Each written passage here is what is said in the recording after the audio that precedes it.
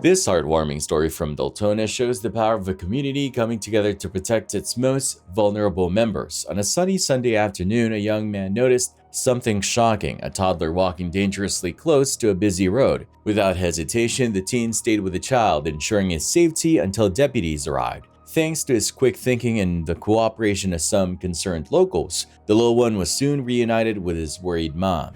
My husband's been driving around. He can't find anybody that's frantically looking. And he was walking this way, right? He was coming towards this way, yeah, Okay. from that street. He's been watching him before we got here. He saw him first. Oh, okay. He followed him because he realized he was directly open the door. Did you see where he came from? Because I looked up because I was just playing basketball, and I'm pretty sure he came this way, and he was coming down the street. So I started looking around. I was like, there's a random child just standing in the middle of the road.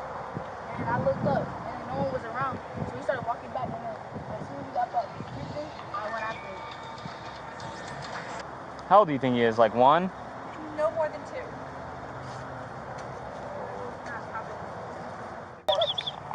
Say cheese! Cheese! You got one? Alright. Can you email it to everyone? Alright. What's your name? I don't know. The teen who found the child truly deserves a shout out. At just 13 years old, he not only spotted the child but followed him to make sure no harm came his way. This young hero rode his bike alongside the toddler and alerted adults when he realized the situation was serious. Meanwhile, deputies worked to track down the child's mom, who was understandably shaken but incredibly relieved to find her little one unharmed. It turns out the child had managed to slip through a door. The deputies offered some practical advice: installing child-proof doorknob covers or additional locks to prevent future escapes.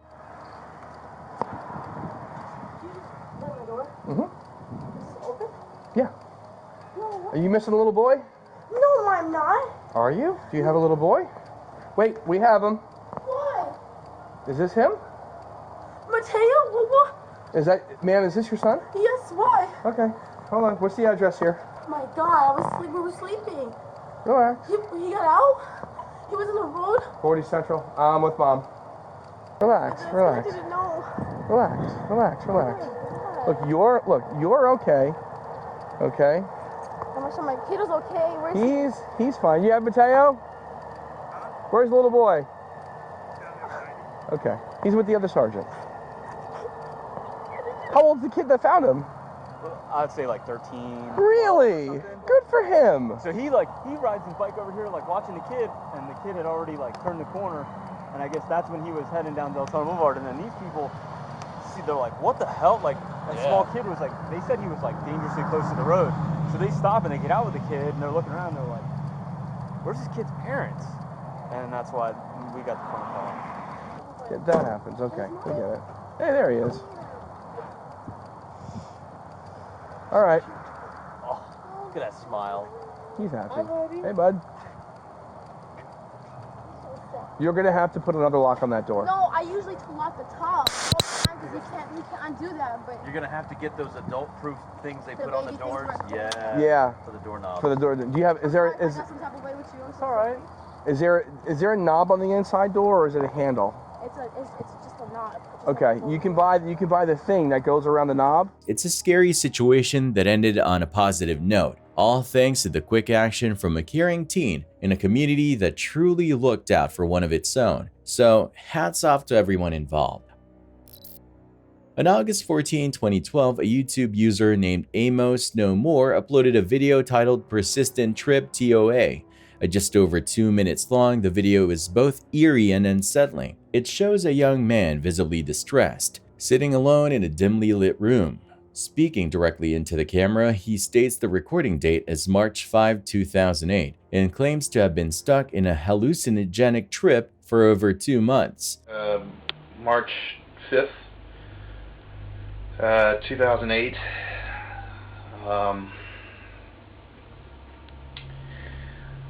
Don't seem to be coming down. It's been about 2 months. I can't really go out. Been spending a lot of time in the basement. I think it's wearing off. I don't really know. The man's words are haunting. He talks about following instructions from a book to prepare his drug by boiling roots, but now has no idea how to escape the nightmarish effects. His demeanor, nervous, avoiding eye contact, and speaking haltingly, suggests he's far from okay. What adds to the creepiness is how the video came to be uploaded. According to the description, it was supposedly found footage. The uploader claimed to have stumbled upon the tape on a park bench and uploaded it out of concern for the person depicted. In December 2012, another YouTube user, Dizzy Duck, re-uploaded the video under the title Endless Trip Video. The description echoed the original claims, but added that the footage was allegedly found in Philadelphia. Dizzy Duck also noted something chilling, a revolver-like object visible on a shelf behind the man's left shoulder. While the low resolution makes it hard to confirm if it's a weapon, its presence adds a dark undertone to an already mysterious video. This video raises more questions than answers. Let's break down the possibilities. If the video's claims are genuine, the man may have been under the influence of a substance like ayahuasca, a hallucinogen traditionally prepared by boiling roots. This aligns with his description of how he prepared the drug. I think I boiled the roots right. I did what it said in the book. I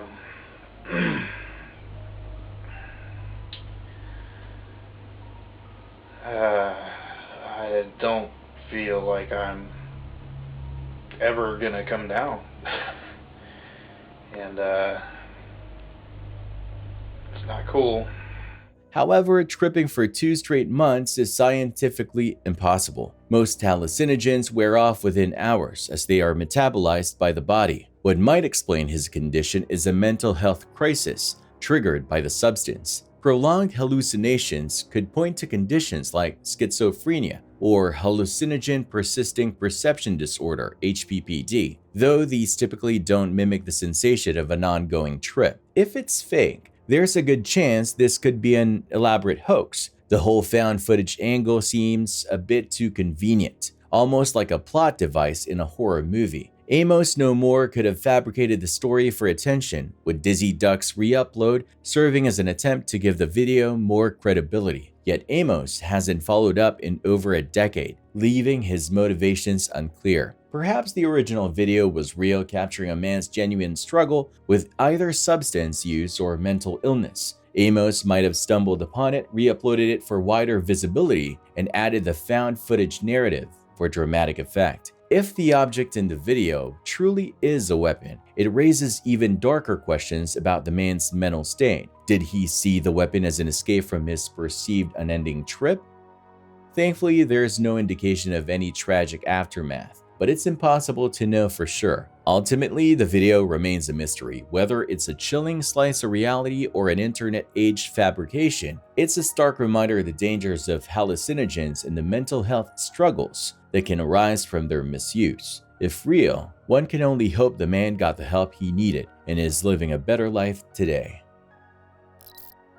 The case of OnlyFans model Courtney Clenny, known online as Courtney Taylor, continues to make headlines as new evidence emerges. Your Honor, at this time, Ms. Clenny will waive her right to an extradition hearing. Clenny is accused of fatally stabbing her boyfriend, Christian Toby Abumseli, in their Miami high-rise apartment in April 2022. While her defense claims the incident was an act of self-defense, newly released footage raises questions about the nature of their relationship and the events leading up to the fatal altercation. Recent developments include a neighbor released a video recorded in February 2022, 2 months before the fatal stabbing. We just started hearing them arguing, and he started eating real quick, and she was being a little aggressive, trying to jump in the water. Although the video has no audio, it reportedly shows Clenny behaving aggressively toward Abumseli during an argument. Another video shared by the Miami-Dade State Attorney's Office depicted Clenny physically attacking Abumseli in an elevator. She can be seen repeatedly hitting him, while he does not appear to retaliate. Such interactions appear to have caused Clenny and Christian to separate at various times. The neighbor described their frequent loud arguments, noting that Clenny's behavior often seemed aggressive. Clenny's attorney maintains that the stabbing was an act of self-defense, alleging that Abumseli was the aggressor on the night of his death. They argue that the footage from earlier incidents does not necessarily reflect the circumstances of that evening. Adding complexity to her case, Clenny has 2 open warrants in Texas and California related to intoxication charges. She was reportedly in a rehabilitation program in Hawaii when she was arrested for Abumseli's murder. The evidence paints a troubling picture of a volatile and potentially abusive relationship. While the defense insists on self-defense, prosecutors may argue that the earlier incidents show a pattern of violence that undermines Clenny's claims. This case raises broader questions about the dynamics of domestic violence, particularly when traditional gender roles are reversed. It also underscores the importance of thoroughly examining the context surrounding any fatal altercation. As the case proceeds, the courtroom will become the battleground where these contrasting narratives are weighed against the evidence.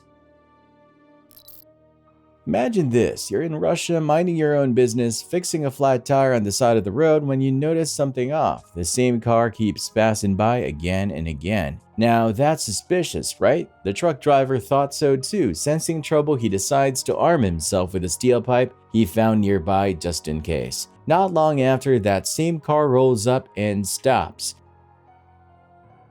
Out step 3 guys who clearly aren't there to lend a helping hand. One of them, rocking the classic tracksuit look, saunters over and starts demanding cash, claiming the driver needs to pay for crossing their territory.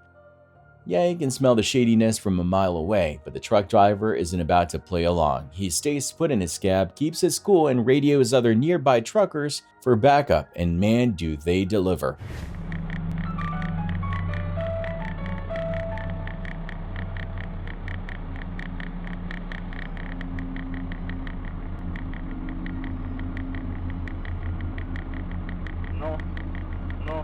Within minutes, trucks start rolling in, one after another, forming a blockade around the would-be extortionists. Feeling a lot braver now, our driver steps out of his truck, pipe in hand, ready to face the so-called bandits. At this point, there are nearly 20 truckers standing in solidarity, completely surrounding the car. The bandits quickly realize they've bitten off way more than they can chew. In the grand finale, the truckers flip the bandits' car over, leaving it belly up on the roadside as a not-so-subtle warning. Justice served, Russian trucker style. The whole crew then heads off, leaving the flipped car behind like a trophy of their triumph. Talk about teamwork.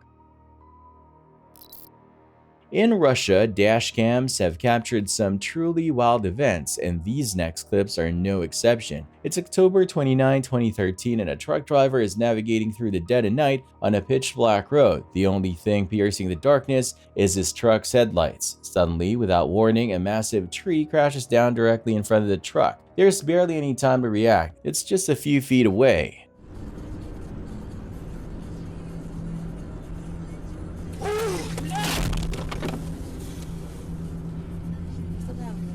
The driver's instincts kick in, and instead of slamming on the brakes or overcorrecting, he swerves just enough to avoid disaster. Miraculously, he maintains control of the truck and escapes with only minor damage to the front. It's a textbook example of why staying calm under pressure can make all the difference.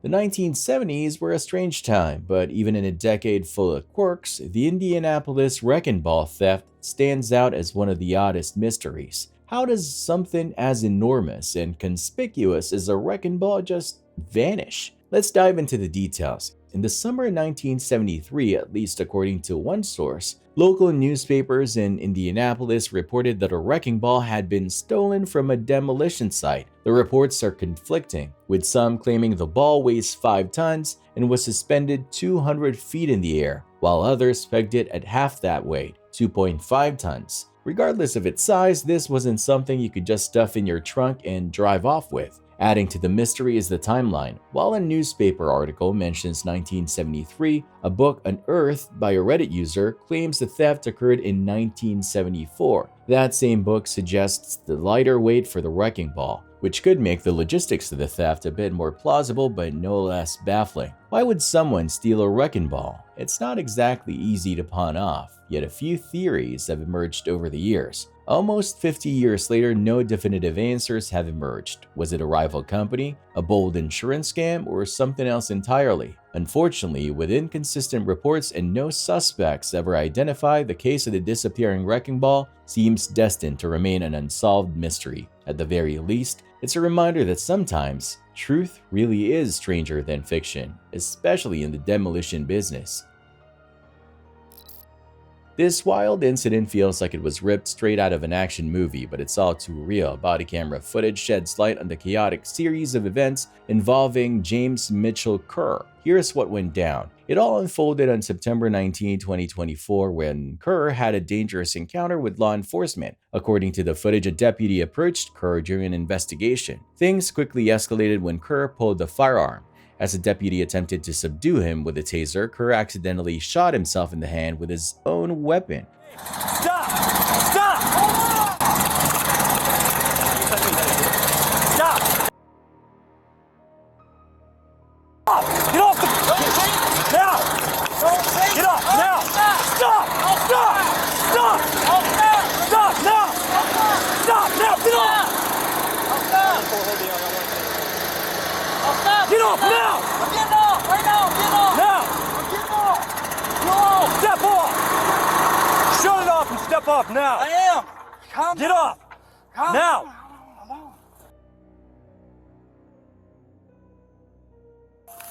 You run, I'm gonna tase you, James. And I'm gonna... Drop the gun!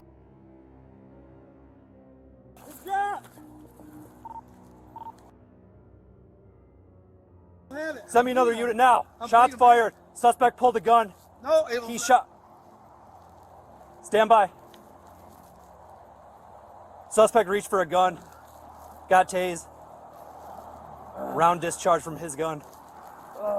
Start JCA'd another unit. Looks like he got shot in the hand.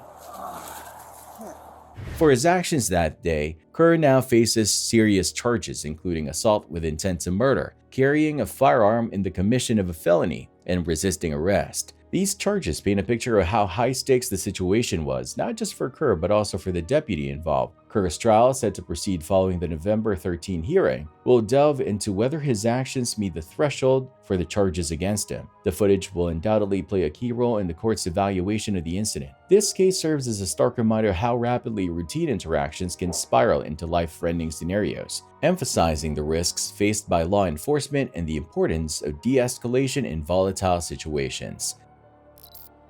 This heart-stopping rescue in Columbus, Ohio showcases the incredible bravery of first responders in the face of life-or-death situations. Here's how this dramatic story unfolded. It began with 61-year-old truck driver Randy Anderson making a desperate 911 call after the brakes on his pickup truck failed. I can't get it to slow down. Oh God, I'm not going to make it. I'm not going to make it. I'm not going to make it. Oh my God. As he sped toward disaster, his cries for help grew more frantic. Moments later, the truck crashed into a concrete column, trapping Randy inside as flames erupted. My truck is on fire. You get out of it? No, I can't. I need help. I need help. Pinned in his truck with a broken ankle, Randy's anguish intensified. It's getting really hot in here. I can't get out. My ankle's broke. I can't get out of my truck. Get me out of here. I'm going to die in here. I know I am. With the fire rapidly spreading, Randy made a heart-wrenching request to the 911 operator. Tell my wife I love her. Please tell my wife I love her. Columbus police launched a frantic operation to save Randy. Be careful, be careful. One officer tried to open the door but was forced back by the growing flames. All right, you gotta back up. Enter rookie officer Gloria West, who realized there was no time to waste. Ignoring the risk to her own life, she made a daring decision. You still on the driver's side? Gloria forced her way through the smoke and fire, found Randy, and urged him to move toward her. Are you still in here, Randy? I'm not gonna leave him in there. Randy, can you get out this way? Randy, come this way, come this way. Over here. Grab my hand, grab my hand. Despite the danger, she went in there, she opened the door, and she pulled a man out. With sheer determination, Officer West managed to pull Randy from the burning truck. Her courage and quick thinking saved his life in those critical moments. Randy, now reunited with his wife Tara, is recovering from the ordeal. His heartfelt plea has become a poignant reminder of how love and bravery can shine even in the darkest moments. This story isn't just about a miraculous rescue, it's a testament to the heroism of those who risk their lives to save others. Officer Gloria West's actions underscore the incredible dedication of first responders who refuse to give up, no matter the danger. In November 2011, Tim Hart experienced a moment that blurred the line between the natural and the supernatural. While casually surfing the web, Tim received an email that sent chills down his spine. It read, "I'm watching. Did you hear me? I'm at your house. Clean your attic now." At first glance, it seemed like a prank or a stalker's eerie message, but there was one unsettling twist. The email was from Jack Ferrizzi, a close friend of Tim's who had tragically passed away 5 months earlier. The email referenced a private joke Tim had shared with Jack before his death. Jack had visited Tim's attic and they laughed about the mess. This detail made it hard to dismiss the email as a random hoax, but the story didn't end there. A few days later, Jack's cousin, Jimmy McGraw, also received a mysterious email from Jack's account. It read, "Hey Jim, how you doing? I knew you were going to break your ankle. Tried to warn you. Gotta be careful. Tell Rock for me. Great song, huh? You're welcome." Couldn't get through to him. His email didn't work. This email was even stranger. Jimmy had indeed sprained his ankle 2 weeks before receiving the message, 5 months after Jack's death. Despite the theories, the mystery remains unsolved. Neither Tim nor Jimmy pursued the matter deeply, leaving questions unanswered. Did someone hijack Jack's email account? Or was it something more profound? Now, over a decade later, the truth about these enigmatic emails may forever remain in the realm of speculation, leaving us to wonder about the boundaries between the living and the departed. In another dashcam clip, a semi-truck is parked on the side of the road, its engine idling. A silver car pulls up, parks in front of the truck, and out steps a man. The truck's cab is unlocked and the driver is nowhere to be in the video, with non-life-threatening injuries. The deer, though, likely confused and startled, was safely removed from the room. It's unclear how the deer ended up inside, but the scene was certainly one that left responders scratching their heads.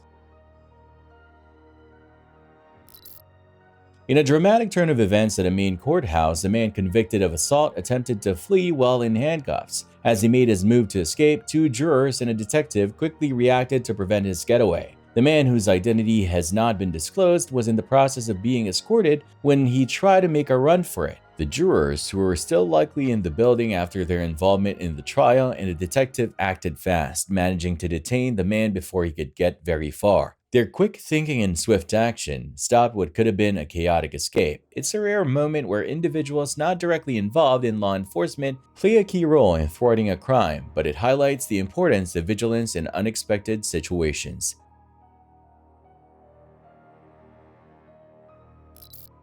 A tragic incident unfolded when 43-year-old real estate agent Brandon Durham was fatally shot by police after calling 911 to report a home intruder. Giving the description of an unknown male, 20 to 35, 10 medium build, red beanie, wearing a black sweatshirt, dark colored pants. Durham, who was at home with his 15-year-old daughter, contacted authorities, stating that someone had forcibly entered his house. He provided a description of the suspect and their clothing, hoping for assistance.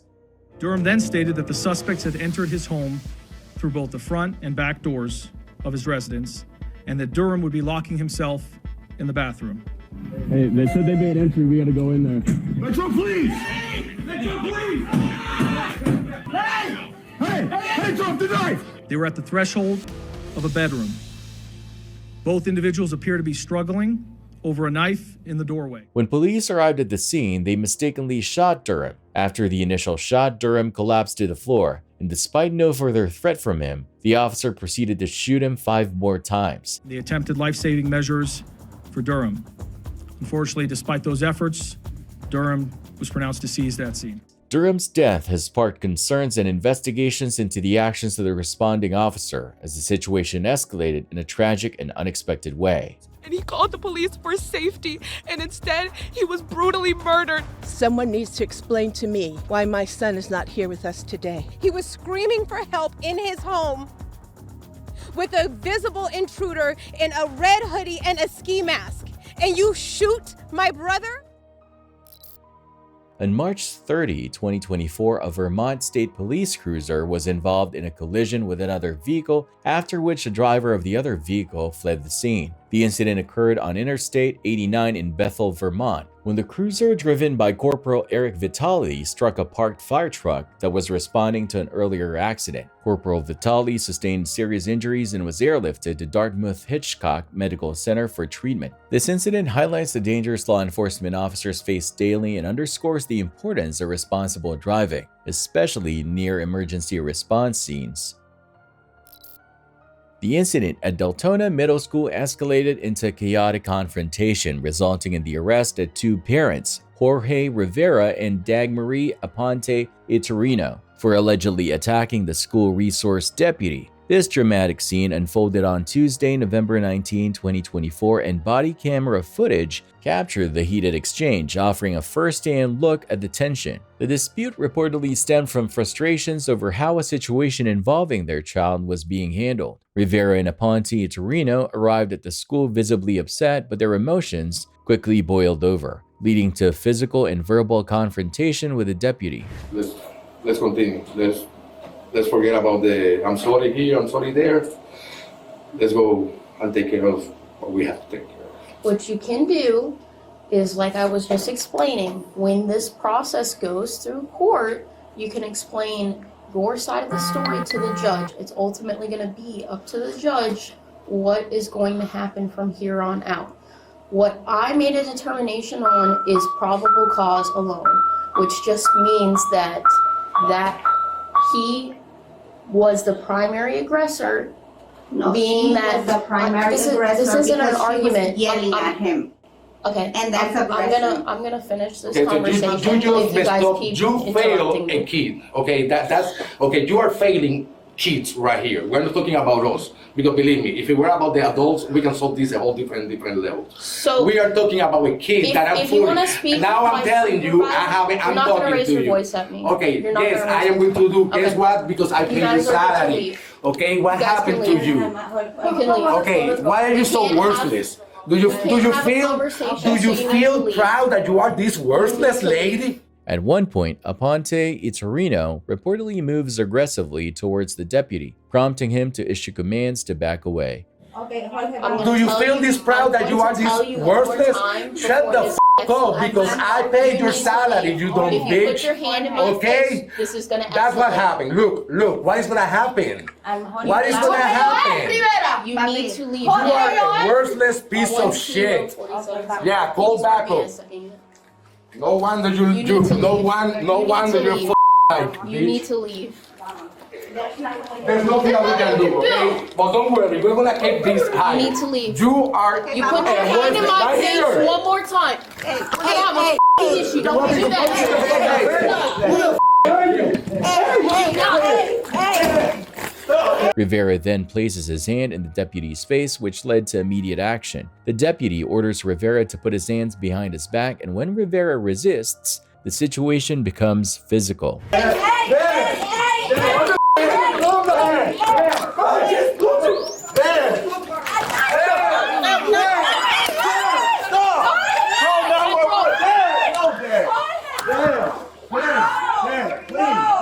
Put it down right f***ing now! Put it down right now! Put your hands behind your f***ing back! Put your hands behind your f***ing back now! The deputy, with assistance from additional officers, subdues Rivera and takes him into custody. Put your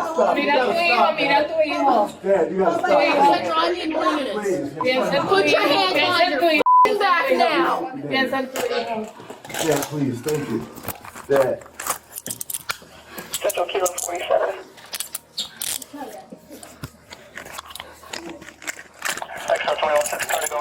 Jorge Rivera and Dagmary Aponte Iturino are now in custody at the Volusia County Branch Jail, facing charges related to their actions. The The footage highlights the challenges law enforcement officers face in high-stress environments, particularly in schools, where the safety of students and staff must be prioritized. This incident serves as a stark reminder of the importance of maintaining composure during conflicts, especially when addressing issues involving children in educational settings. The case will now proceed through the legal system, where both sides will have the opportunity to present their perspectives.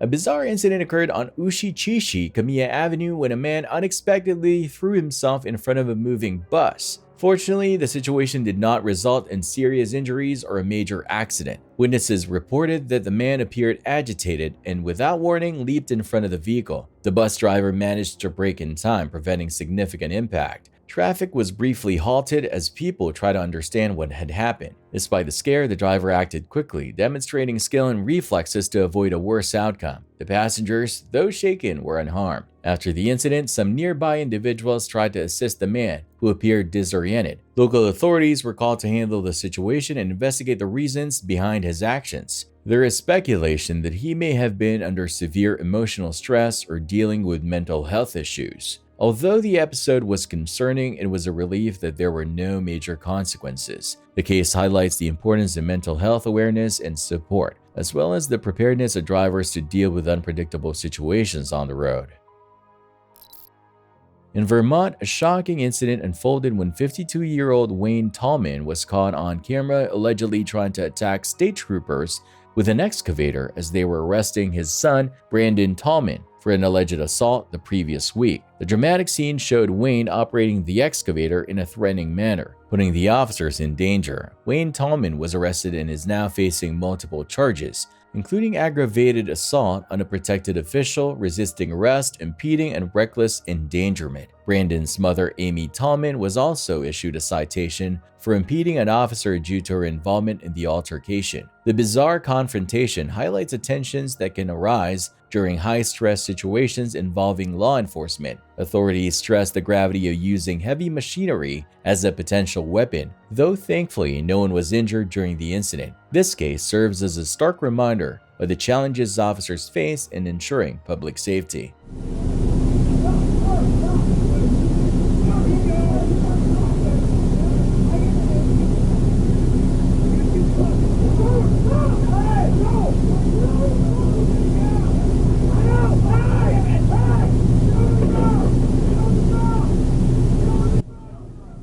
For all available units, I've got 343 and 254.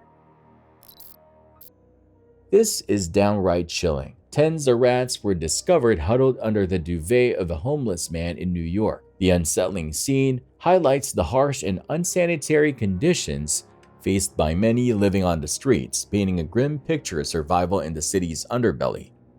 Only in New York. Wait for it.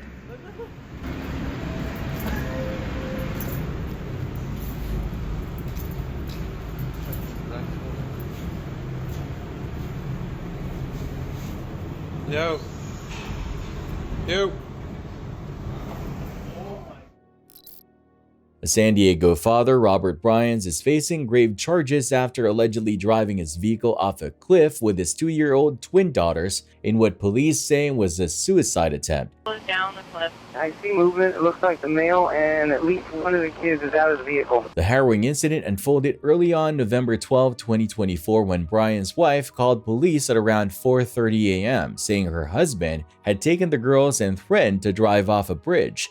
Despite tracking his phone, police were unable to prevent him from driving off the cliff at speeds of 60 to 70 miles per hour. Dramatic surveillance footage captures the moment the truck became airborne after hitting the curb, plunging into the water below. Canine Officer Jonathan Wisey was one of the first responders, and he quickly sprang into action. Using his dog leash as a rappel, Wisey descended the 50-foot cliff to rescue the girls. Once he reached the vehicle, he saw Bryans holding both girls in his arms, struggling against the waves pushing them towards the cliff. I looped it under my armpits around my chest, and then some other officers had arrived, so I threw the end of it to them and pretty much told them, hang on, I'm going to go over the edge. I looked at the truck and could now see he was holding both girls in his arms. So it's a little sigh of relief that they weren't stuck in the truck, but they were getting pushed up against the cliff by the waves. Thankfully, the twins were safe in his arms and not trapped in the submerged truck. As rescue teams arrived by air and water, the father was airlifted to safety and treated for injuries. Meanwhile, paramedics tended to the twins, who were later reported to be stable and doing well. The father, once a tile company owner who filed for bankruptcy and had a history of domestic battery, now faces charges including kidnapping and attempted murder. Thanks to the heroic actions of Officer Wisey and the entire rescue team, the two young girls are alive today.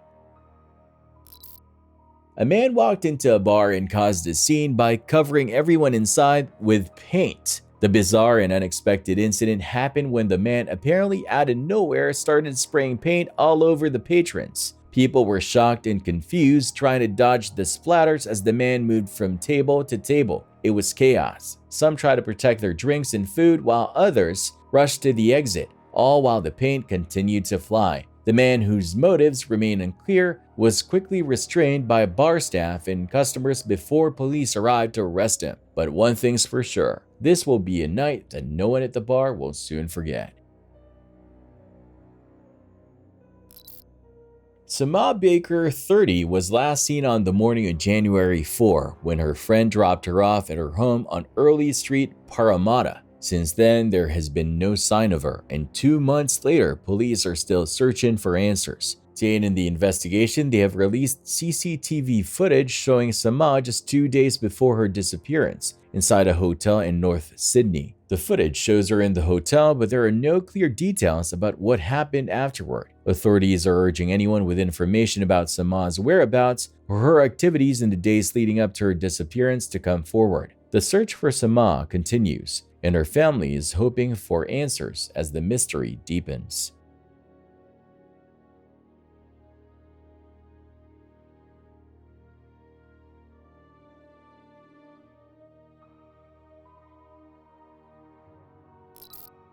In this eerie clip captured at Credit Bank BCP in Lima, Peru, a cameraman is seen talking to two colleagues, one male and one female, while standing behind them. However, if you focus on the background, you can spot a dark figure racing past over the man's shoulder.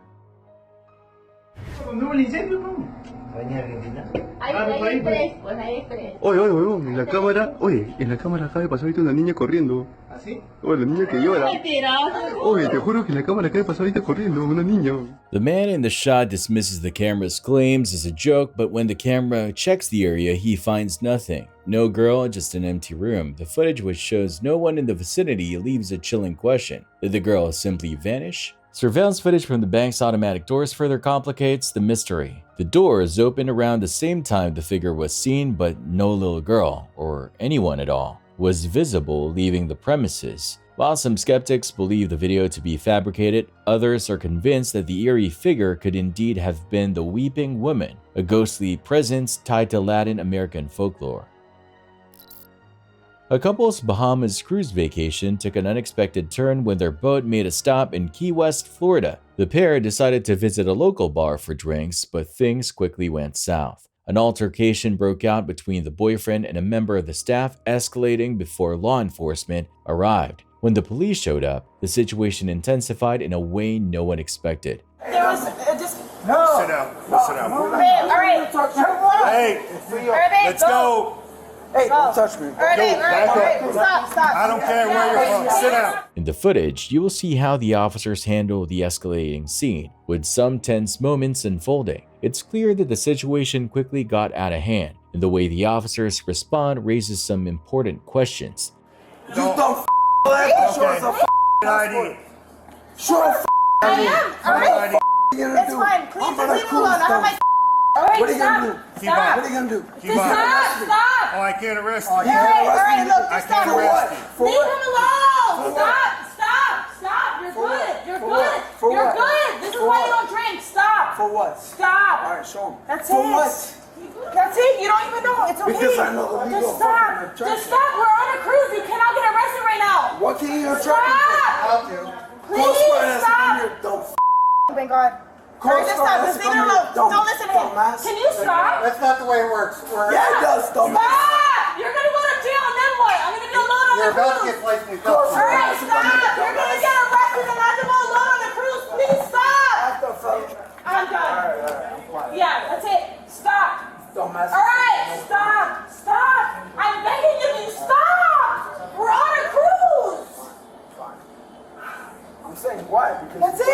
Okay, stop! We're on a cruise. You cannot get arrested. All right, stop. Stop! We're on a cruise. You cannot get arrested. Then what? You're gonna be in the Bahamas. Stop! Stop! You see? There you go. There you go. There you go, bro. I don't know what I'm gonna do.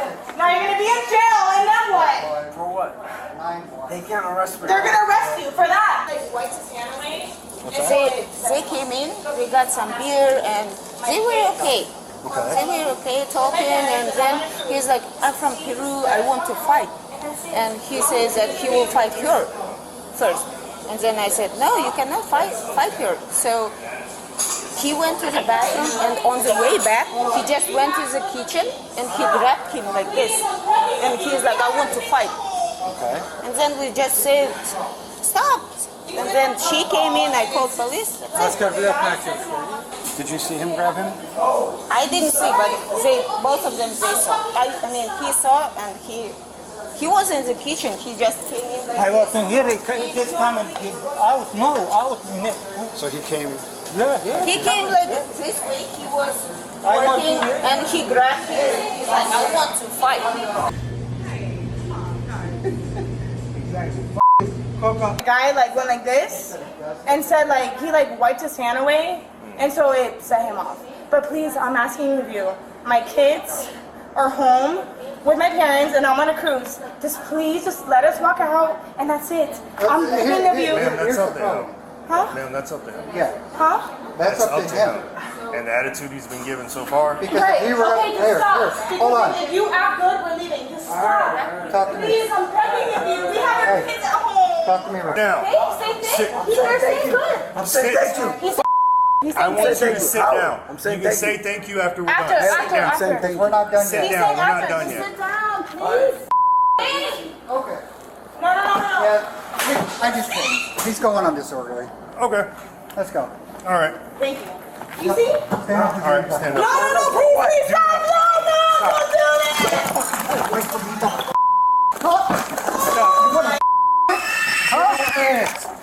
You better let go of me. Let go of me. Now. Let go.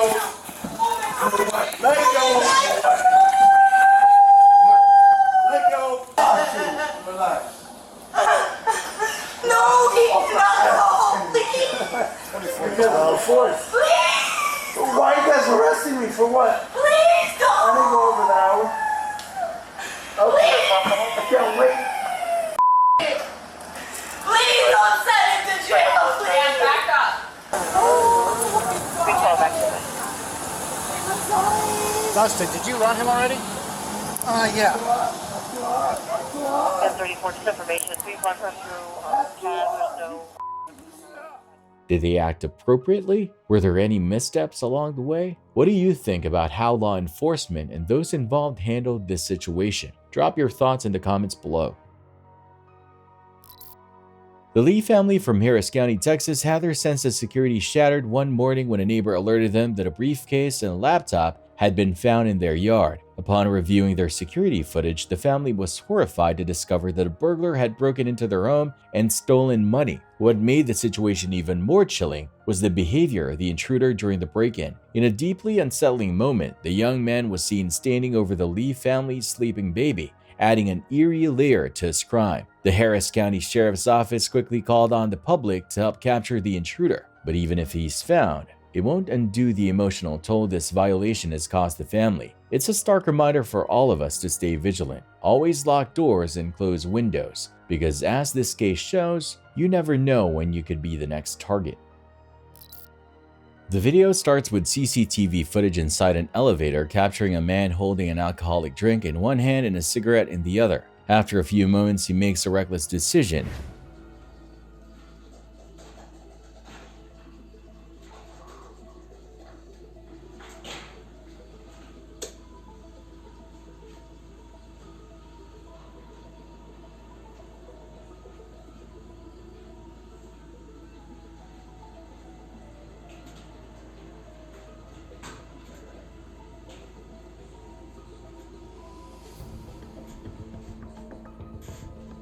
In an attempt to extinguish the cigarette's flame, he tries to use the alcoholic drink to put it out. However, this only makes the situation worse. The alcohol catches fire and the man has no chance of controlling the blaze.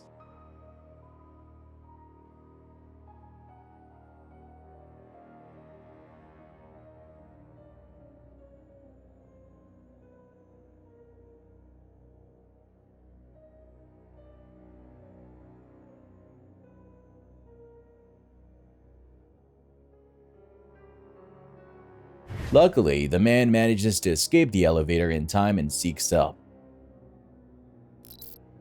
Street life isn't for everyone, especially not the faint-hearted. It can be violent, dangerous, and sometimes even fatal. As young American rapper Dre List learned during an Instagram livestream, known for his unique style in the hip-hop and trap music scenes, Dre List has gained attention for blending traditional rap with contemporary trap influences. His music and performances earned him a dedicated following. One night while live streaming on his way home, Dre List felt something was off as he approached his residence. His instincts kicked in and he quickly started running. This proved to be a life-saving decision as a group of people had been waiting for him at his home with malicious intentions.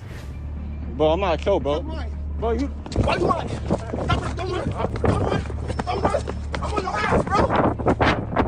They chased him down, shouting obscenities as they pursued him, but Dre List managed to escape. During the attack, Dre List sustained multiple injuries, including severe gunshot wounds that required immediate medical attention. The injuries were serious enough to cause concern for his health. Fortunately, he made a full recovery, but the terrifying experience taught him a valuable lesson. Never live stream your location, as the consequences can be deadly.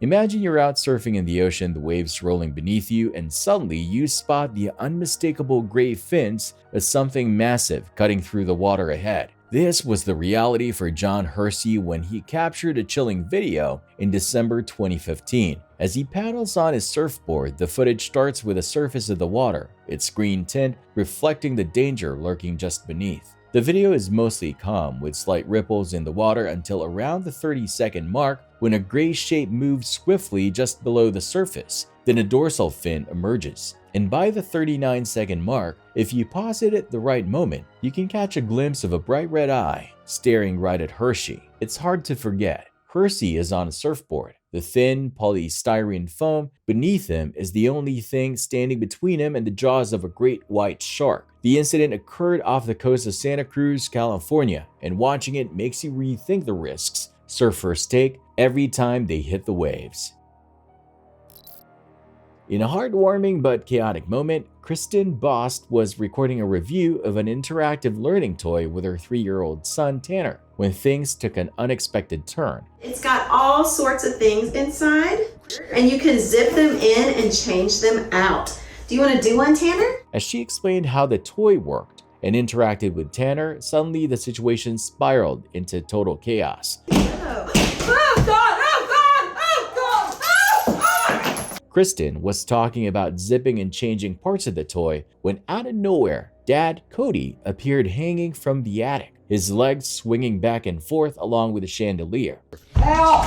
Cody, I can't lift you! Kristen grabbed Tanner as the situation quickly escalated. With insulation raining down from above, Cody, still hanging on, finally fell onto the bed, and the family was left to process the surreal moment. Today, they can laugh about it, but at the time, Kristen was worried not only about Cody, but also about the chandelier falling. I didn't know what was going on at first. I just kind of froze. And then I realized it was him. I was worried he was hurt, but I was worried that chandelier was going to come down with him. I was worried about that. The video of the incident, now seen by over 2 million people, has sparked mixed reactions. While many found it hilarious, others questioned its authenticity, with some accusing the family of staging the moment. It was certainly an unforgettable moment for the Bost family, and despite the dramatic scene, they can now share a good laugh about it.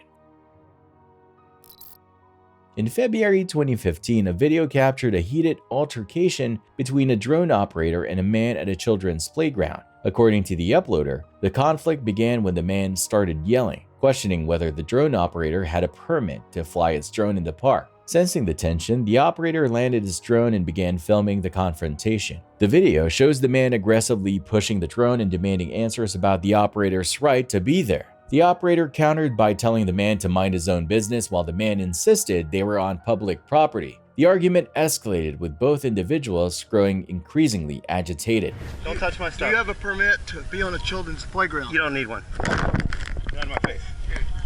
You're the one who got in my face, dude. You're in front of my chest. Look, we just walked over here. I understand. Mind your own business. Don't come question anybody. The footage sparked a lively debate in the comments section about drones in public spaces and privacy concerns. While some argued that drone operators should have the freedom to fly in public without interference, others raised issues about safety and privacy risks, particularly when drones are used near children.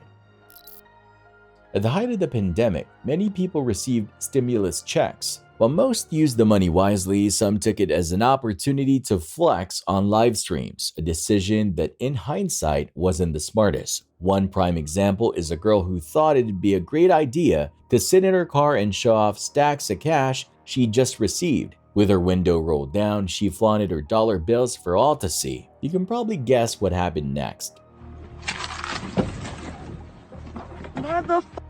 Someone took advantage of the open invitation, and her display of wealth turned into an instant regret. Let this serve as a reminder: showing off your valuables in public or online rarely ends well. A Tesla owner is praising his car's advanced technology after it helped catch a suspected vandal in the act. In the footage captured by the car's cameras, a woman can be seen scratching the side of his Tesla. The incident, which was recorded by the car's built-in surveillance system, allowed the owner to quickly identify the person responsible for the damage and take action. Thanks to Tesla's tech, the owner was able to get clear evidence of the vandalism, which could help in resolving the situation. I was very shocked when I saw it for the first time. I thought, why? That's the only question I have, is why would somebody do it?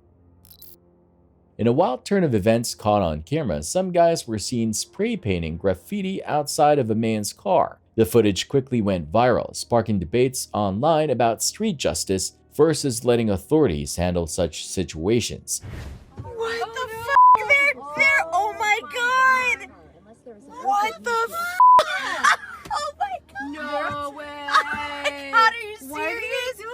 Why are you attacking Connected us? to rider support. This call may be recorded for quality assurance. Oh my god. Holy shit! Hi, we're getting attacked? Yeah, there's people spray painting the car and they're throwing things at it and now running away. Are you guys okay? How do you need No, to... we're not okay. We need, they're like hitting us with stuff. Hit the car. Yeah, so just to set expectation that a member of our event response team may join us to assist you with the next steps. But for the meantime, we'll go ahead and call 911 for you right away. Oh my god. Oh my god. Please? Yeah, what should we do? I'll be on silent hold for a minute, but I'm contacting 911 now to help us with the situation. And please assure that the doors are locked and you're safe inside this car. Oh, it's trying to drive away. Yeah, it's trying to drive away. Regardless of which side you're on, one thing's clear: actions like that can come with serious consequences, and sometimes they're served on the spot.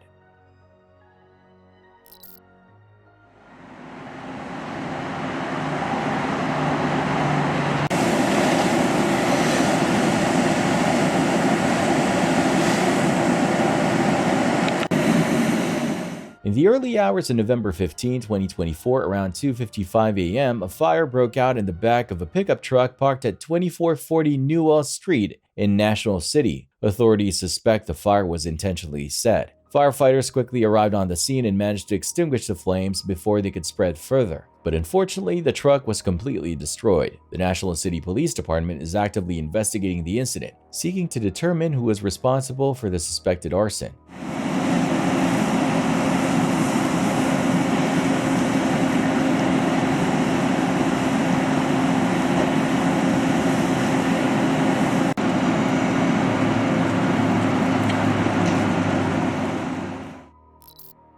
An apartment building was engulfed in flames, trapping residents inside as smoke billowed into the air. She gonna have to jump! Onlookers stood by, desperately trying to figure out how to save a mother and her young son who were perilously close to the growing fire. With the flames mere feet away, an extraordinary act of heroism unfolded. A U.S. Navy sailor, boosted by bystanders, scaled the building with remarkable bravery. Balancing on a 4-inch brick ledge, he gripped the window with one hand while guiding the trapped mother to safety with the other.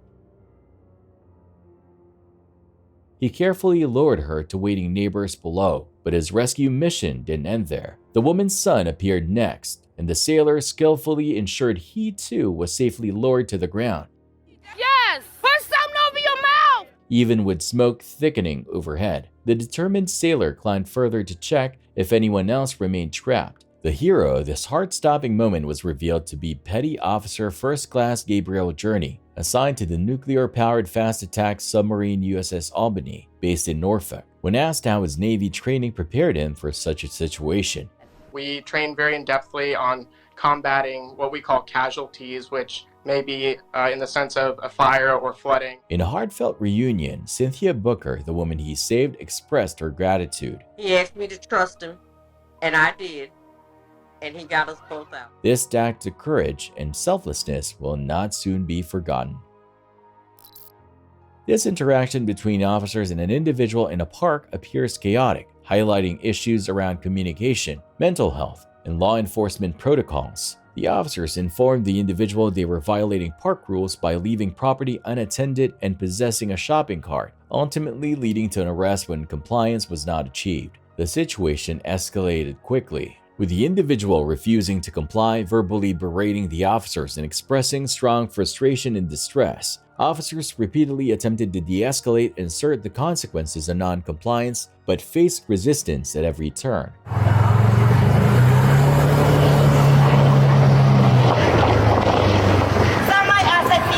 You have 1 hour to get rid of that shopping cart.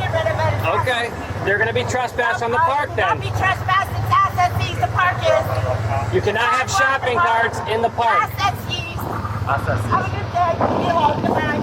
You have 1 hour to get rid of that cart. Goodbye. It won't go. Asset fees. Leave me alone. 1 hour. That cart better be gone.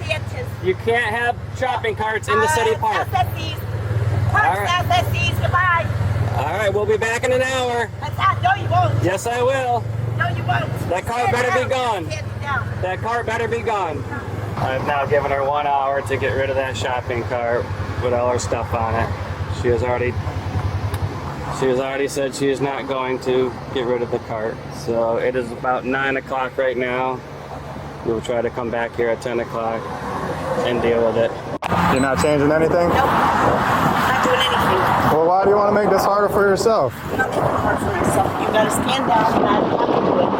Well, I've already warned you. Okay. Well, if I've warned you, he's warned you. Okay. That you're not allowed to leave your stuff unattended. Not only that, but you're not allowed to. I'm with my stuff. Listen, earlier I'm just specifically saying what we warned you about. Of what? We told you that you can't have your stuff unattended, and we also told you that you cannot have the shopping cart in the park, correct? Okay, well, it's asset fees, so I can't have it. Okay, well, like we explained earlier, if you didn't have it out of here by 10 o'clock... Well, it's not out. It's exactly, not going out. so that's what I'm explaining to you. Okay. You are going to be arrested. Okay. Okay? Okay. All right, perfect. Over there. Get out of my face now. Get out of my face. All right, well, we weren't going to put you in handcuffs yet, but yeah. I think it's... Get it back. Get back. Oh, get back. Get back. Yeah. Get it back. Get back. Oh, get back. Are you serious? Are you serious? Put your hands back.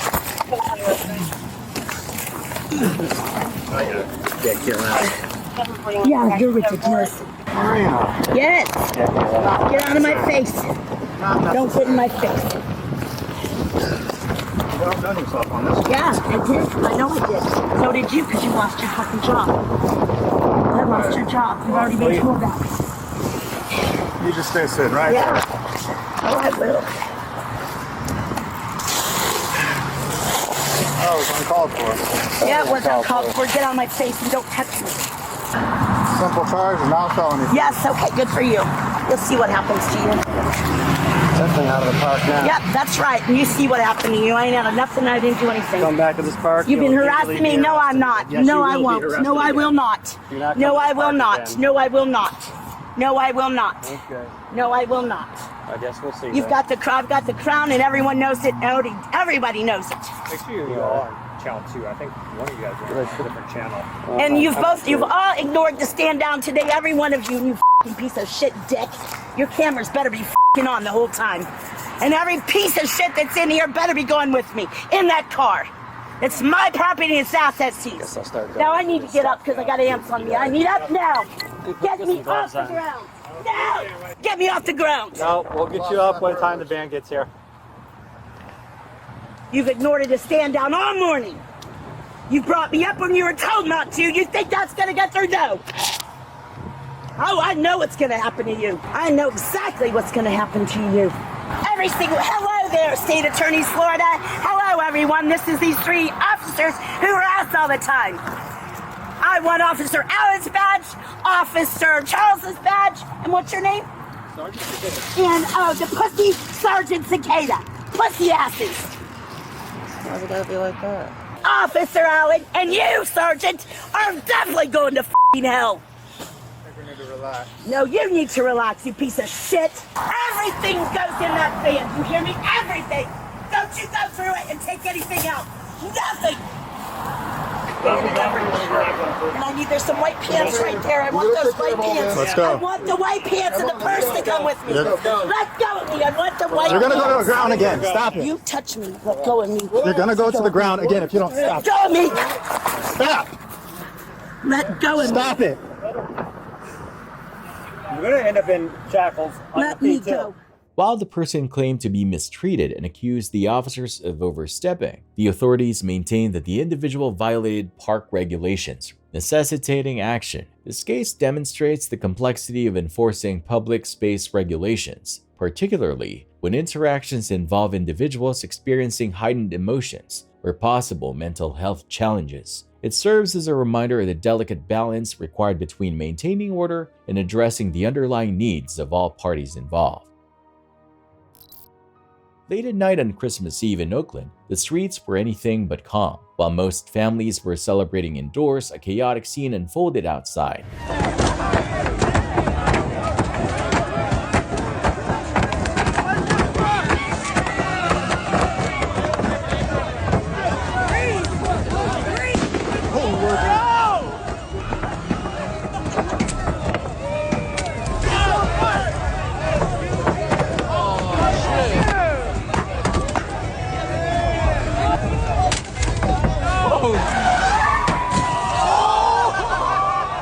A group of young people gathered, creating mayhem in the streets. Witness footage captured the moment the group began jumping on a car, denting its roof and shattering windows. The chaos escalated as some in the group reportedly tried to set the car on fire with flames threatening to spread. The video, filled with shouts and expletives, paints a disturbing picture of the night. It's unclear what triggered the incident, but the footage sparked outrage online, with many questioning why such behavior occurred on a night traditionally reserved for peace and family celebrations. Law enforcement is likely investigating the matter, as the incident has raised questions about safety and vandalism during the holiday season.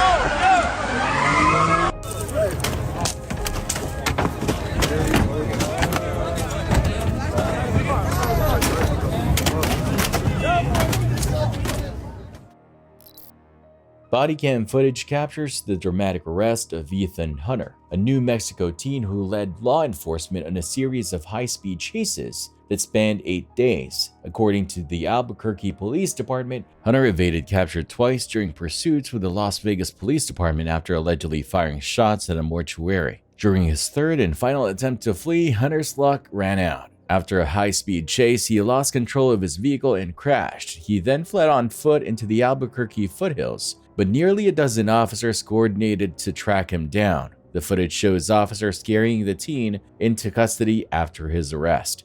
Step out of the car now! Shut off your car right now. Shut off the car. Let me see your hands, dude. All right, step out of the car now, dude. You gotta step out. Get down on the ground. You're under arrest. Get down on your stomach. He's right turn eastbound Susan. got searches unit in advice. Turning into a parking lot. Stop! Mel's running eastbound.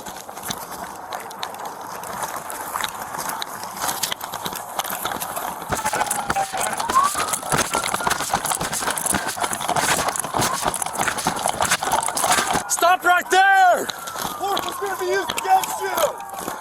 Stop! Do not reach! Do not reach!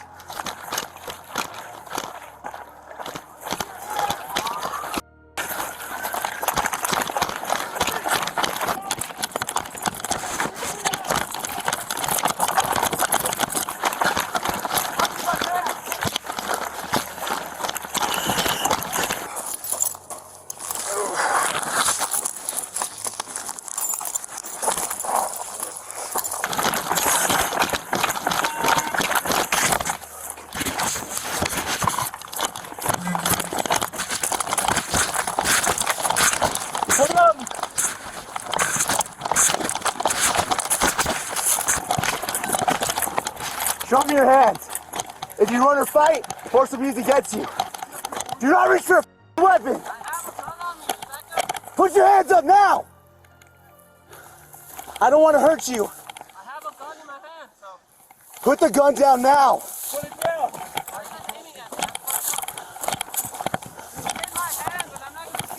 Put it down now.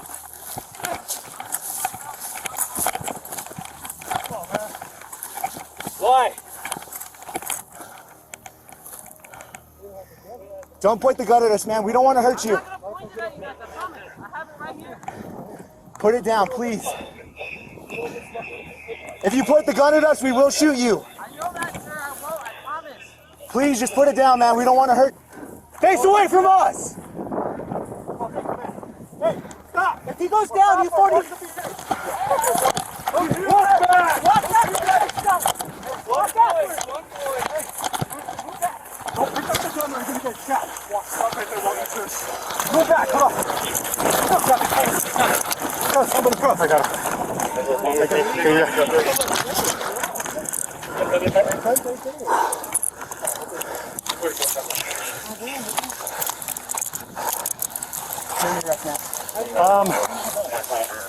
Yeah, that was fun, huh? Let me search this immediate area real quick. Yeah. Yeah, that's really tight, bro. I'll adjust him. I just need some time, okay? We'll check him in a second. I don't have nothing else on me, guys. I'm trying I have to check, my man. I have to check. Why I'm being compliant? I'm telling you, niggas. Well, you weren't. Hey, it's really tight, though. Come on. Yeah, I'll check it right here.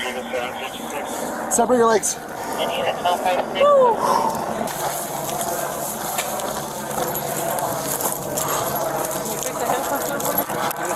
Hunter ultimately pleaded guilty to aggravated fleeing in all 3 cases and was sentenced to 18 months of probation. The series of chases underscores the challenges law enforcement faces in pursuing dangerous suspects while ensuring public safety. A massive 9-alarm fire in Chelsea, Massachusetts has been raging through a vacant building, causing widespread concern for its potential collapse. Firefighters have been battling the blaze for hours, and while the bulk of the flames have been extinguished, smoke continues to rise from the structure. Fire crews are still on site, but the main concern now is that the building could collapse due to the extensive damage, with the fire chief suggesting the building may have to be demolished. The fire broke out at an abandoned mill building along the river, which had been a hazardous vacant property for about 15 years. And I saw a huge fire here, and I was just like, oh my God. It was on our radar. We were always worried about something like this happening. So our fire prevention division, they did a weekly inspection along with some of the city inspectors. Chelsea Fire Chief John Coy noted that due to the building's history of safety concerns, the fire department had a plan in place for this type of emergency. We fought it defensively from the outside. The roof did collapse. Right now, several floors have collapsed into the basement, so that's where we're having problems trying to reach the seat of the fire. Unfortunately, the roof collapsed, and multiple floors have now fallen into the basement, making it difficult for firefighters to reach the heart of the fire. To combat the blaze, firefighters had to cut holes through the commuter rail fences to access water, which led to suspensions in Newburyport and Rockport service for the day. The surrounding area, including Eastern Avenue, remains blocked off, affecting local traffic and causing disruptions for nearby residents, including those needing to go to work or school. I work from home, thankfully, but everybody else in my house has to go to work and they can't because the streets are closed and just a lot of things are going on. I know the school nearby is closed as well, so I have family members that can't go to school. Mary Burke Elementary School has also closed due to the ongoing situation. The investigation into the cause and origin of the fire is still underway, with Keolis investigators now at the scene. However, fire crews are expected to remain at the location for some time as cleanup efforts continue. Eddie Hunnell, a North Carolina man, became an unexpected hero during Hurricane Helene's devastating floods in Ashe County. While visiting Grassy Creek for his son's wedding, Hunnell found himself caught in the middle of a dangerous situation as floodwaters quickly rose. As a nearby home was swept away by the floods, a group of onlookers frantically screamed for help, with one person trapped inside, the homeowner, Leslie Worth. When it was happening, I was trying to make a calculated risk. How do we save her? Oh my God. I grew up swimming on a swim team. I was a lifeguard. I'm in okay shape, and I just couldn't watch her die. I felt like I needed to do that. Without hesitation, Hunnell made the brave decision to act, even though it meant risking his own life. He knew the situation was dire, but he focused on finding a way to save Leslie. Thanks to his quick thinking and courage, Hunnell was able to rescue Leslie from the raging floodwaters, forming an unbreakable bond with her family in the process. His selfless act not only saved a life, but also left a lasting mark on the community. Didn't really hit me until I laid down in bed that night and about had a panic attack. But I didn't see another option.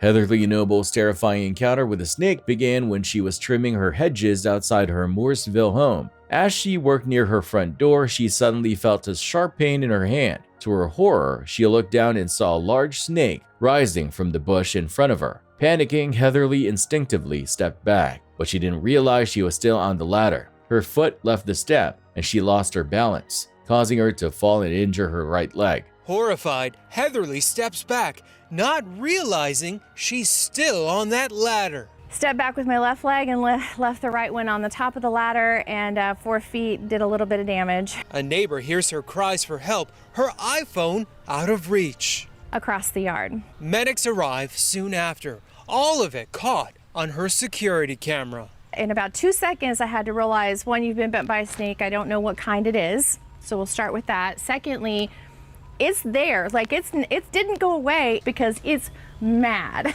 You really made it mad. Heatherly says any wild creature will lash out if it feels threatened. It's going to come after you, and so that's exactly what happened. She is sharing this frightening encounter with the hope that we will be more aware of the snakes all around us. The snake won, if anybody's wondering. So the snake did win. Was it like a horror movie? It was. A snake bite caught on camera. A view of the wild side of life. Reporting from Iredell County, Mike Hansen, WCNC Charlotte. Stepped back with my left leg and left the right one on the top of the ladder, and 4 feet did a little bit of damage. Despite the pain and the shock of the situation, Heatherly kept her focus and sought help, facing the terrifying ordeal with remarkable composure. 2 seconds, I had to realize, one, you've been bit by a snake. I don't know what kind it is, so we'll start with that. Secondly, it's there. Like, it didn't go away because it's mad. You really made it mad. Trying to explain the situation with They're still both in there? Yeah, they're in. She's in the tent. She's Yeah. made a bunch of threats and accusations about other clients stealing her stuff. Technical health issues. Required to come here. Gotcha.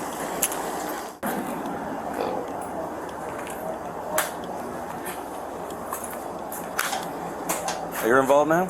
I am here. I am homeless for my health, and that lady threatened me. I didn't even get. I was in here. I was. Okay, no, just calm down. Okay, we're trying to find out what happened. Okay. She threatened me. Where is she now? She's somewhere. I don't know. He told her to go somewhere. He physically assaulted her. That's why removed her from the she threatened me. She threatened me. She threatened me, and she stole out of my property. She threatened me and she stole off my property.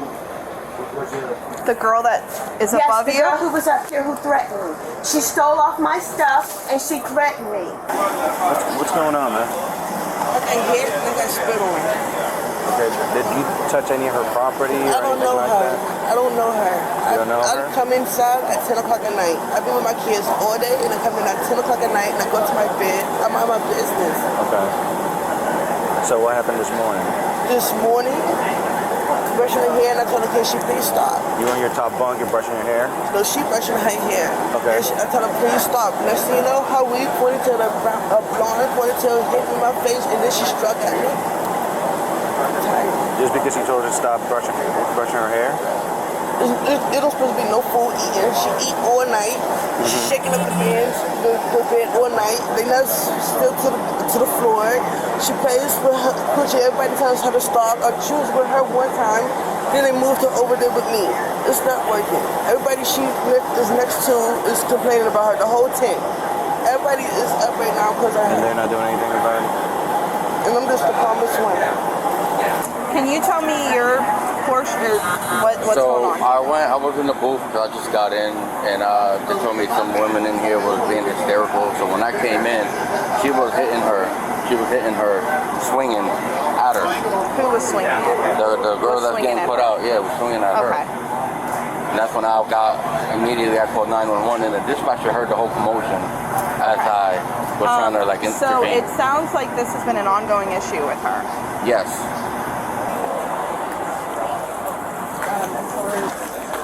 Just give us a second. Just Okay, ma'am. We need to get up, okay? Huh? Get up for me, please. What are you fixing to do? Come here. We have a lot of witnesses that witness everything, okay? And you struck the other female. I didn't strike her. She struck me first. This is not an argument, She ma'am. struck me first. I didn't strike her. She struck me Please first. calm down, okay? Just turn around, put your hands behind your back, okay? Thank you, ma'am. What are they gonna do with my property? Because I'm in need of my. We gotta take all the stuff, okay? Okay, well I need to file a police report because they took pictures of all my stuff and they stole off my stuff.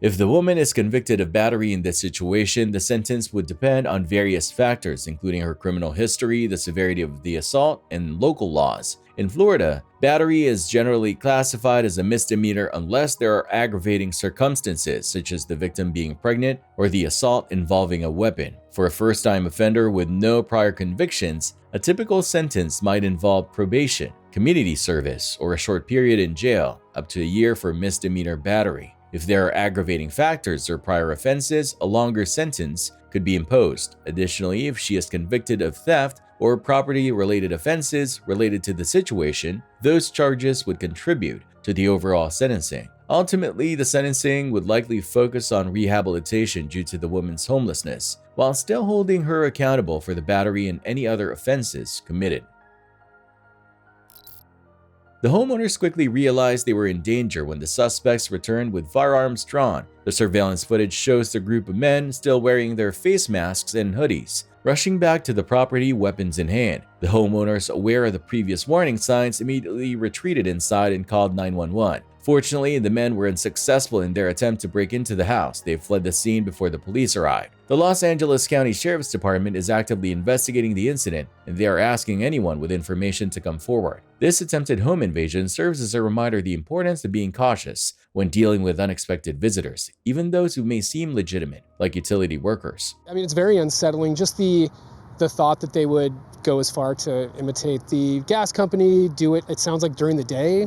A lot of stuff to really think about. So still processing it, to be honest with you, but it's definitely a weird, concerning sort of thing that you don't like to hear in your neighborhood. People come by with solar options, all sorts of things. So it's kind of got to be something we think about now, especially with my two girls here. The woman who bravely fought back during the attack shared her harrowing experience with KCBS TV in California.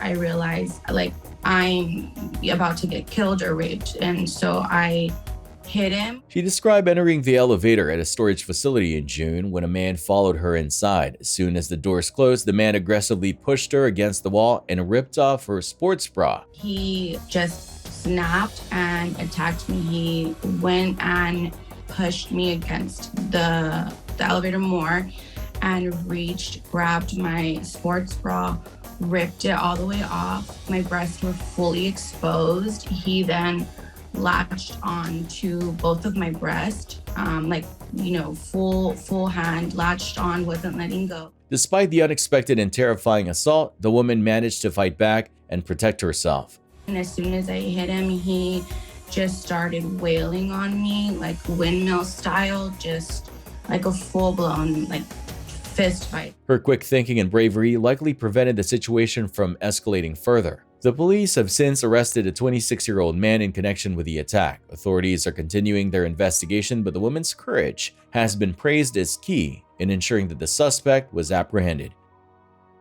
There's just so many things of how do you protect yourself in those situations that I just genuinely want women to look into and to know what are the right things to do. And I can't say what I did was right or wrong, but I can say that I'm here. The case highlights the importance of remaining vigilant and fighting back when in a dangerous situation. The footage captured in August 2012 by Von Koessler purports to document paranormal activity at the Shapiro residence. The family, concerned by strange occurrences, set up cameras in key areas of their home, including the basement. According to the introduction of the video, the family believed the footage captured authentic sounds of a ghost or poltergeist. At first glance, the video appears to be a simple still shot aimed into the family's basement. However, as you listen closely, eerie sounds begin to surface. Around 30 seconds in, an unsettling angry male shout can be heard coming from the darkness, followed by a series of haunting wails and growls.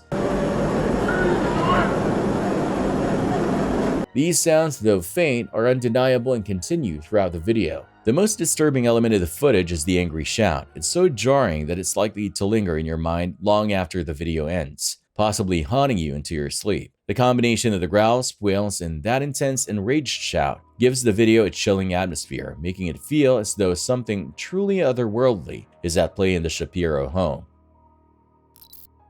In an unusual turn of events, infamous YouTuber Steve Will Do It found himself in trouble at Universal Studios in Florida, not for his typical antics online, but for a case of trespassing. Known for his wild videos and drinking challenges, Steve, whose real name is Stephen Rocco Delian, had previously been banned from the park after a drunken incident on his birthday the year before. The ban meant he couldn't return for a year, but as summer approaches, Steve couldn't wait to get back, so he donned a disguise, a fake mustache, hoping to slip under the radar. Despite his attempt at stealth, Steve made the rookie mistake of posting his visit on Instagram for his 3.6 million followers. His post gave him away, and soon Universal Studio staff and officers were on their way to find him. Body camera footage shows the officers confronting him as he tried to act calm, but his fake mustache quickly drew attention. That he was trespassed before, he came back again and was messing around about it. I've got the text. Yep, he came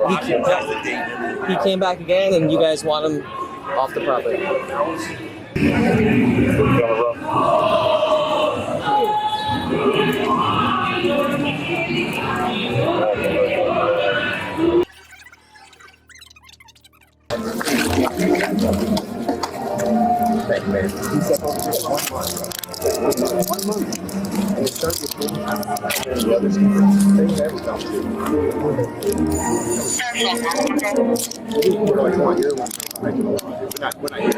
It didn't take long for Steve to be arrested, and he was later booked for trespassing. During the process, Steve explained that he had made a poor decision by not waiting just one more month before returning to the park. He had initially planned to comply with the ban, but gave in to the temptation of a quick return. His disguise, which included a fake mustache and sunglasses, didn't fool anyone, and it became the subject of much discussion among the officers. Close. I think it was August 7th. Your 69 check for this located. We pulled up this board and you're like, man, 28 days. I know, it sucks. It's just bad timing with the girl we went. Where's that trespass at? That you guys have? 4 days. No, the other one, the old one. And I was like, in Hollywood. and it's not as good, so we just wanted to. I've heard. I haven't been to the Hollywood one yet. It's cool. I've been to Beijing, but I haven't been.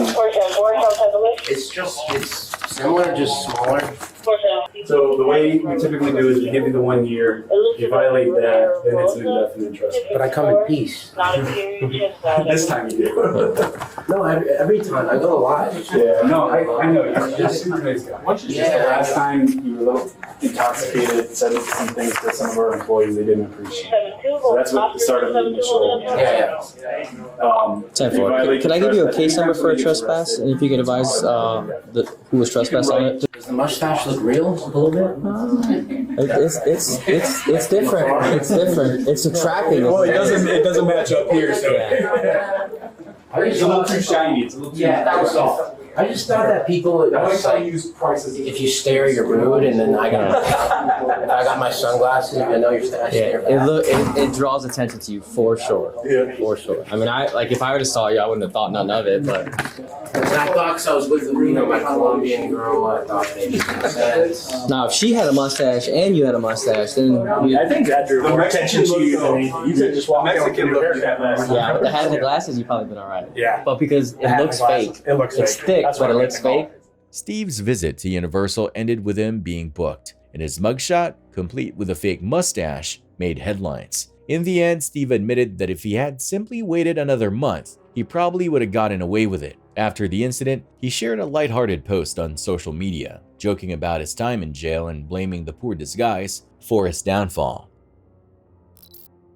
On August 30, 2023, officers were dispatched to L Street Beach in response to a disturbance involving an intoxicated individual who was refusing to comply with lifeguard instructions. Upon arrival, the officers observed the suspect sitting on the sand, shouting at both the officers and the lifeguards. The lifeguard captain informed them that the suspect had made violent threats, including saying he would choke the lifeguards and that they would never see the light of day again. The officers approached the suspect, who continued to yell and refused to provide identification.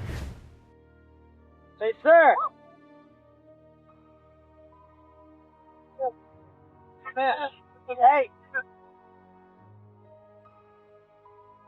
Sir. Now take a few more steps back, out of the water. Oh. What's your name? Swimmer. Swimmer? Is that your first or your last? It's both. Both? So you're swimmer? Something like it. Okay. Am I in trouble? Let's come out of the water while we chat. Am I in trouble? I mean, I don't want to have a chat. How about you come in and get... Am I in trouble? Not right now. We just want to talk to you. What do you mean right now? Come talk to me then. We're talking. What's going on? I'm an Olympic swimmer. That's what I do on YouTube. Okay. You guys want to be famous? So, you're not supposed to be in the water at the moment. The lifeguards are telling you can't be in the water? They haven't told me that. What'd they say to you? Why is everybody else in the water? What did they say to you? Nobody said nothing to me. That's not true. What's your name? My name? Yes, What's your first name? It's something like a swimmer.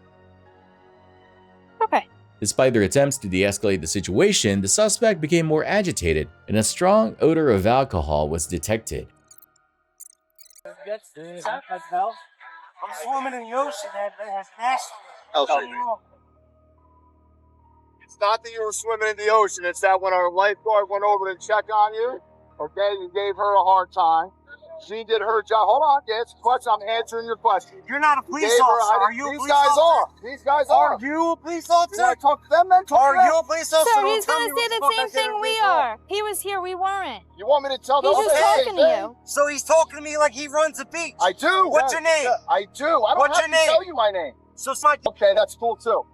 Private. This is what we've been dealing with since we've been dealing with this guy. This is... What do you mean? I've said this once. Okay. Freedom of speech. Yeah, you're right. Freedom of speech. Fifth Amendment in America. You're right. Where's my amendment? Where's my rights? You asked. Where's my constitutional rights? Are you gonna let me answer your question? You want to go to wrestling or you want to be a lifeguard? There we go. See? More like you're not from here today. Okay, that's fair enough. Are you not a citizen? Oh, I am. Are you not a professional? What have I done wrong, sir? Can you guys not leave? You are not the cops. So, you own the beach. Just because you got a little boat don't mean you own the beach.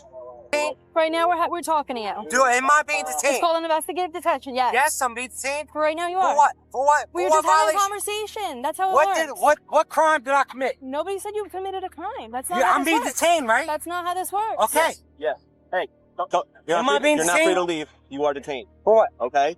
We're not listening to lifeguards. We have an ordinance here. Lifeguard? He's not a police officer. He's a lifeguard, okay? And we're police officers, and we're giving you a lawful order right now. The suspect ignored the officer's commands and tried to walk away. When the officers attempted to detain him, he resisted arrest and tried to pull away. They told you what to do, right? They gave you an lawful order. They are not a police officer. But they A are lawful. Come on, man. Are you recording? Yeah, I am. I This is hope. being recorded. I all right? hope. Audio and Because if video. it goes to court, Okay? they're not police All officers, right? correct? But they are lifeguards, all right? That doesn't mean they get to tell me and they have They to. are. They have Out here to- on the beach, they do. During the hours of 9 to 5, Please, him. you're not free to leave. Not him. You're not free to leave. Not him, please. I'm not leaving. You're I not- just don't want him to. Please, Stop. I'm scared. You're under arrest. I didn't do anything. She is Come behind your on, back. guys. Come on, this is on. There you go. It's on camera.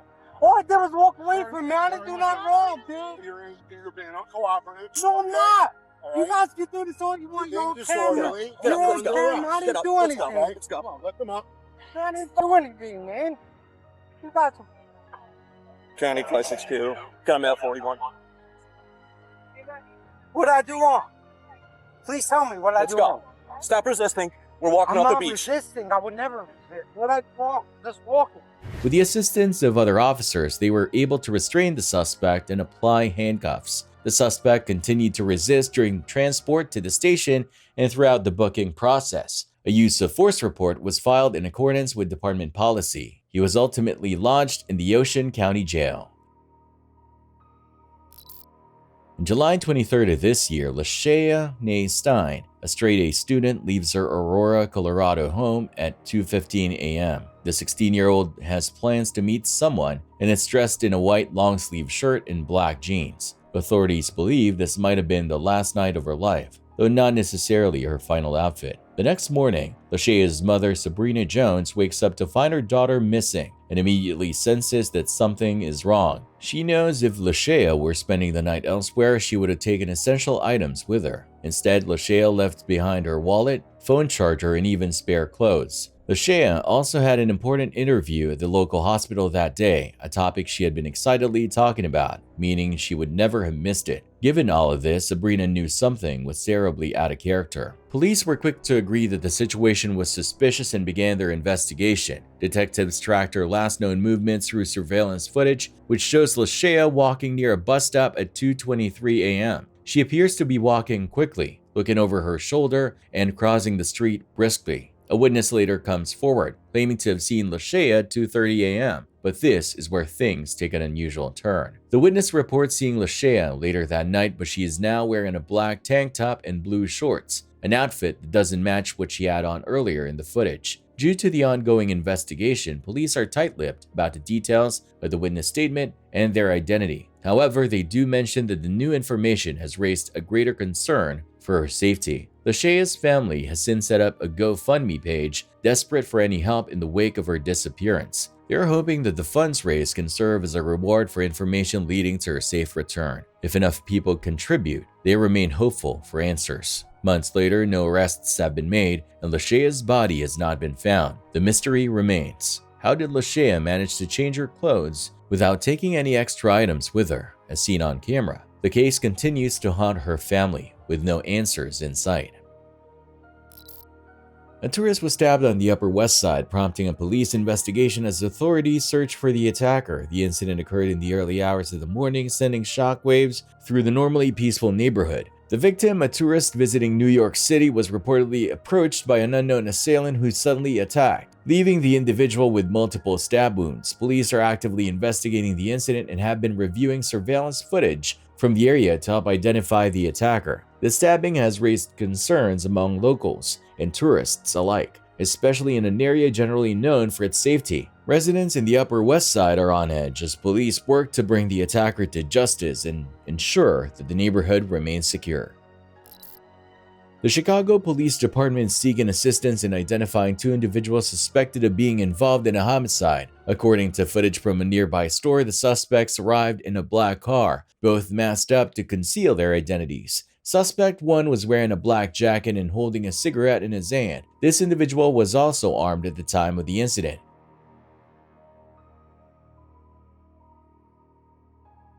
Suspect 2 was wearing an army gray jacket and was seen inside the store with Suspect 1. The 2 suspects were filmed taking videos inside the store before leaving. Shortly afterward, gunshots were heard and both individuals quickly returned to the black car, fleeing the scene in a hurry. The police are asked for the public's help in identifying the suspects or providing any information that could assist in the ongoing investigation. Anyone with tips or relevant information is urged to contact the Chicago Police Department. Disturbing ring camera footage has surfaced revealing a parent's worst nightmare after a woman in Harahan, Louisiana, allegedly assassinated her boyfriend's 6-year-old daughter. The tragic incident involves a little girl, Bella Fontenelle, whose body was placed in a 10-gallon bucket and left on her mother's front lawn. Manner of death is homicide. She has multiple injuries, and I'm not going to get into details regarding the injuries because this is still a fluid investigation. When they opened up that bucket, they found the 6-year-old deceased inside that bucket. Turned into a homicide investigation. Obviously, at that point, homicide detectives from Jefferson Parish Sheriff's Office were called out to the scene. The manner of death is confirmed as homicide, though details about the injuries have not been disclosed as the investigation is ongoing. The case has shocked the small community of Harahan. On Wednesday morning, Bella's father reported her missing, and hours later, her body was found in the bucket at her mother's home. Security footage from nearby homes shows Bella's father's girlfriend, 43-year-old Hannah Landon, transporting the bucket in a wagon down the street late at night.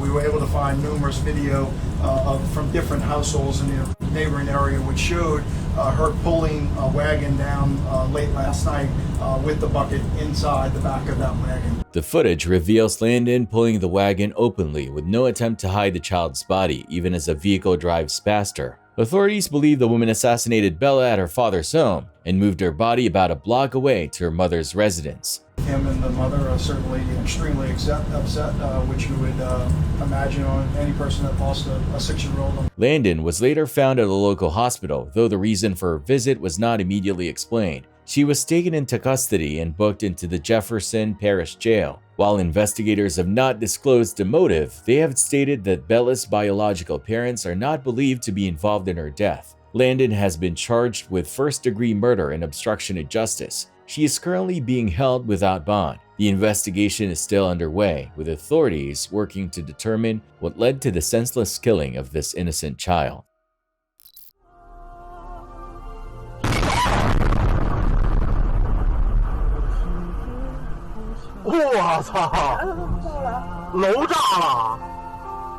A devastating explosion at a fried chicken restaurant in Sanhe, a county in northern Hebei province, China, has left at least 1 person dead and 22 others injured. The blast occurred around 8 a.m. on Wednesday, March 13, and is suspected to have been caused by a gas leak. State media, including CCTV, reported that the injured were immediately taken to the hospital for treatment. Firefighters and rescue teams rushed to the scene, with the Langfang Fire Rescue Detachment deploying 36 vehicles and 154 personnel to extinguish the flames and clear the debris. The fire was eventually brought under control and rescue operations were underway. Sanhe is located approximately 80 kilometers, 50 miles from Beijing, and authorities continue to investigate the cause of the explosion.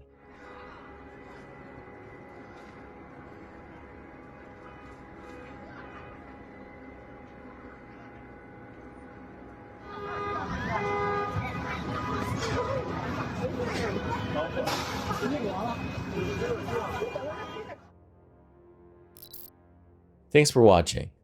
Stay vigilant, friends.